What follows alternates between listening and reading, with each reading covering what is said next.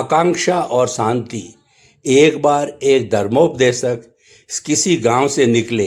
एक चतुर व्यक्ति ने उनकी परीक्षा लेने की ठानी। वह उनके पास आकर बोला कि आप इतने वर्षों से जगह जगह घूमकर लोगों को शांति का उपदेश देते हैं। क्या आप बता सकते हैं कि अब तक कितने लोगों को जीवन में शांति की अनुभूति हुई?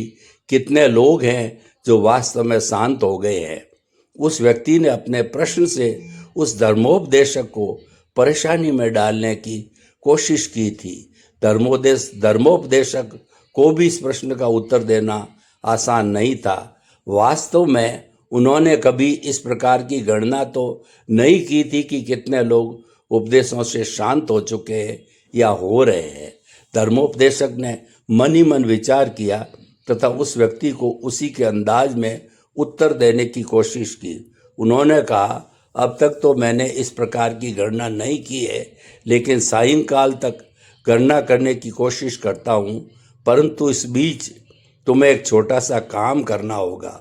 उस व्यक्ति ने तुरंत कहा, कोई समस्या नहीं, आप मुझे बताइए कि मुझे क्या करना है, मैं दिन भर में उसे पूरा कर लूँगा। तब तक आप भी दिन भर में मेरे प्रश्न का उत्तर खोज कर बता दें। इस पर धर्मोपदेशक ने कहा, तुम्हें केवल इतना काम करना है कि अपने गांव के लोगों से उसकी इच्छाएं, आकांक्षाएं पूछकर एक सादे कागज पर लिख लेना है, बस। उस व्यक्ति के लिए काम ज़्यादा कठिन नहीं था। गांव में कुल मिलाकर 100 परिवार ही रहते थे। सायंकाल तक उसने सभी की आकांक्षाएं पूछकर एक कागज पर लिख ली, लेकिन धर्मोपदेशक के पास लौटने से पहले उसने अपने कागज पर नजर डाली तो उसे बड़ा ही आश्चर्य हुआ। लोगों की बड़ी अजीब किस्म की इच्छाओं से वह सादा पेपर भरा हुआ था। किसी ने पुत्र की कामना की थी, तो किसी ने धन की, किसी ने रोग निवारण की, तो किसी ने अपने पड़ोसी के अनिष्ट की, किसी ने अपने दुष्ट स्वभाव वाली पत्नी से छुटकारा पाने की इच्छा व्यक्त की, तो किसी ने पति से।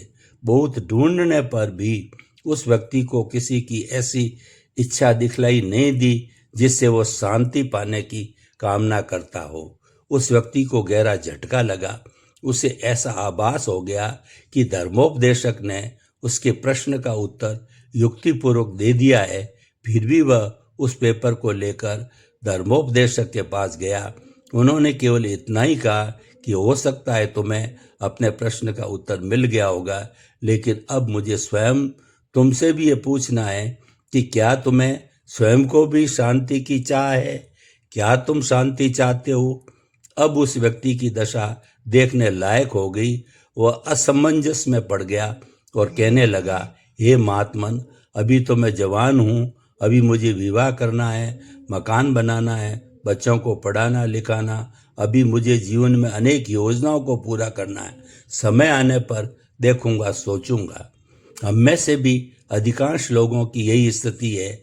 हम लोग अपने जीवन में शांति को कितना महत्व देते हैं। शांति हमें सब प्रकार की आकांक्षाओं के अंत में ग्राह्य होती है, तथा वास्तविकता यह है कि जब तक इच्छाएं और आकांक्षाएं होगी तब तक शांति उपलब्ध नहीं होगी।